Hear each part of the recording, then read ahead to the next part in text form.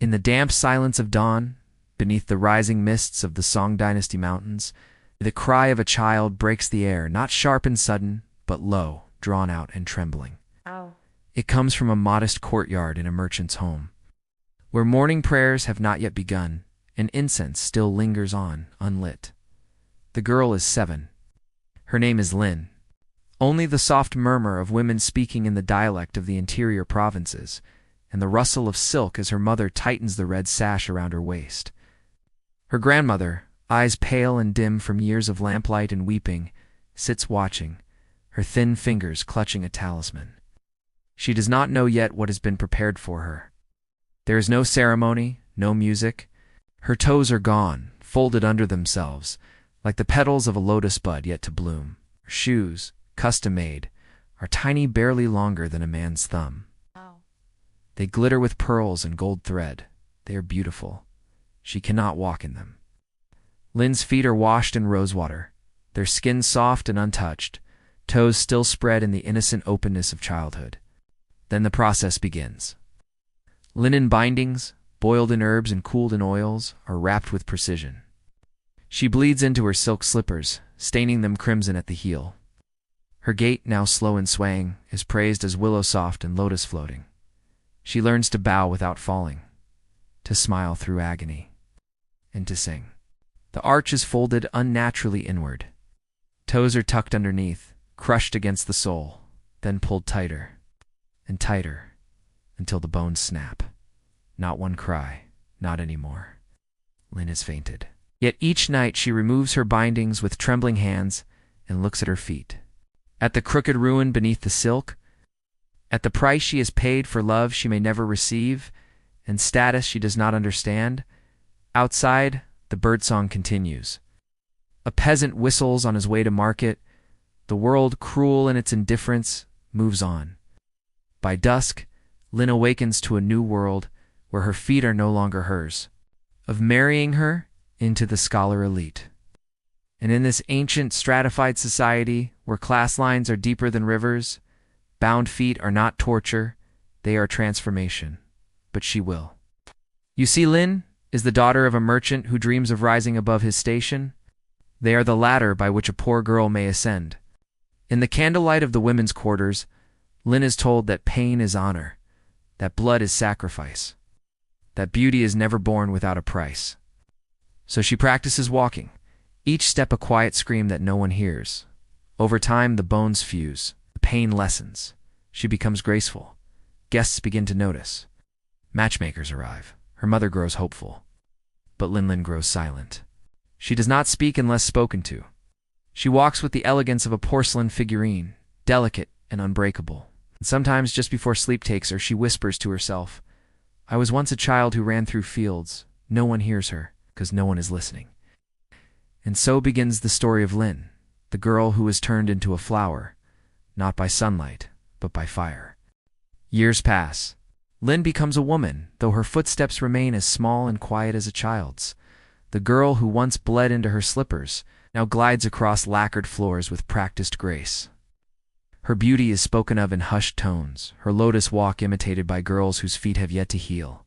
Marriage offers pour in like spring rains, and her father, now a wealthy man, selects the most advantageous, the third son of a noble scholar family in Hangzhou. Her face, pale as moonlight, betrays nothing. She has learned well. By 17, Lin is known in the province as the Pearl of the South. She is told she should be happy, and so she smiles. The wedding is lavish. Gold cranes line the walkways. Musicians play haunting melodies as red silk is draped across doors and lanterns glow like drops of blood against the dusk. When his hand brushes the curve of her foot, he laughs softly. Lin is veiled. Her fingers are painted with phoenix patterns. Her feet are hidden, like something not meant for walking, it's only for display. He speaks poetry with every breath, his lips always curling at the edges, as if amused by a joke only he understands.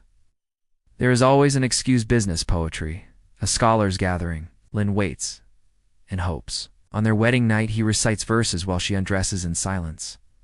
The skin is cracked, the arch unnaturally high, the toes permanently bent beneath. She has not run in 10 years. She is carried, not allowed to walk into the bridal chamber, a small mercy. Her husband Shen is young and handsome, with soft hands that have never known labor. He never asks about her bindings. He never needs to. So small, he murmurs.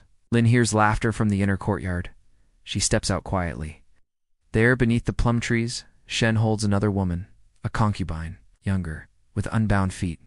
And every morning, she rewinds the silk around her feet, pressing the bones tighter, tighter, as if the pain could make her more real. She closes her eyes. The days blur. Oh. Lin fulfills her duties. She serves tea. She greets guests. She kneels perfectly. She laughs on cue, but the house is cold. And Shen, for all his smiles, rarely touches her. One winter evening, as snow falls like ash across the tiled rooftops, they dance together in the snow, barefoot, their toes pink from the cold. Lin says nothing. She turns back into the house, her face porcelain once more. Later that night, she removes her slippers and stares at her feet. And yet she dreams dreams of motion, of fields, of laughter, of a life where her steps are her own. But dreams, like girls, are easily broken. She tucks the slippers away. She binds her feet again. And she waits. The winter melts into spring. But in Lin's heart, the frost remains. Her days are filled with routine needlework, greetings, offerings at the ancestral altar. She walks the same polished paths until the lacquer fades beneath her slippers. Her reflection in the courtyard pond remains unchanged, though time has crept quietly into her bones. There are whispers now, among the maids, among the guests, that Lin has not conceived. The concubine Mei is with child. Shen's child. Lin is congratulated, politely. The smiles are wide and false. She kneels before the family shrine, hands folded in silence. Her prayers, once fervent, have dulled into echoes. Her gods have gone deaf or cruel. At night, Shen no longer returns to her room. The lamps remain unlit, the bed untouched. Lanterns cast soft halos through silk screens. Mei sings, her voice sweet and high, like a songbird unburdened by chains. Yes.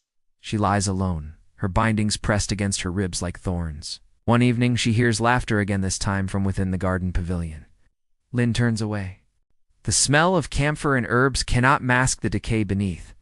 The skin where it folds is darkened. A wound festers unseen.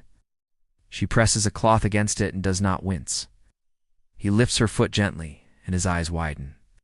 In her chamber, she removes the bindings. She has grown too skilled at silence. Days pass. Then weeks. Her feet swell. The pain, long dormant, returns with vengeance. But she walks still, always walking, always smiling. She selects her wedding robe red, silk embroidered with cranes and blossoms. She paints her lips. She wraps her feet one last time, till one morning she collapses. The servants rush to her aid, murmuring. A physician is summoned. The family debates amputation, disgrace, a wife who cannot bear children, a body failing under its own beauty.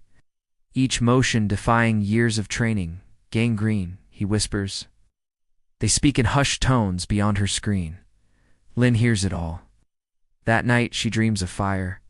She dreams of running, of wind in her hair, of a world beyond the walls where fields stretch beneath an open sky. And in that dream, she is not the pearl of the South. She is Lin, only Lin. The next morning, before dawn, she dresses slowly, and then barefoot she walks into the courtyard.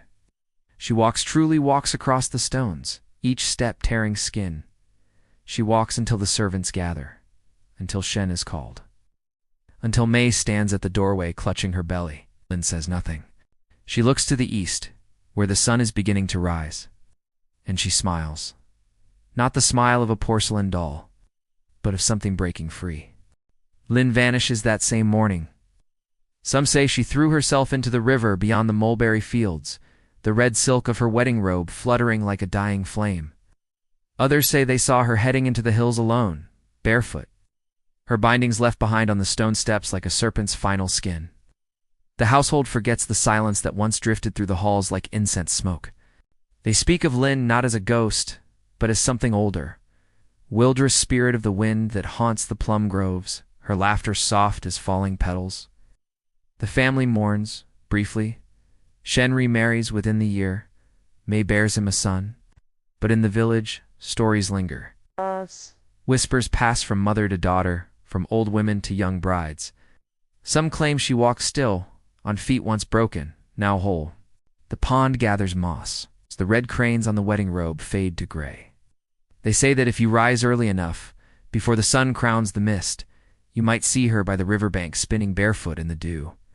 Arms lifted, eyes closed, as if dancing with memory itself. In time, the house that held her becomes quiet.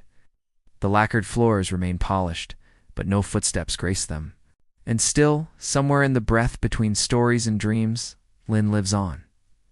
Not as the pearl of the South, not as a daughter or a wife, but as the girl who once ran through fields, as the woman who chose to walk again, as a whisper of rebellion in a world bound by silk and silence. Her name is Lin, and this is the story they tried to forget. But stories like wildflowers have a way of growing back.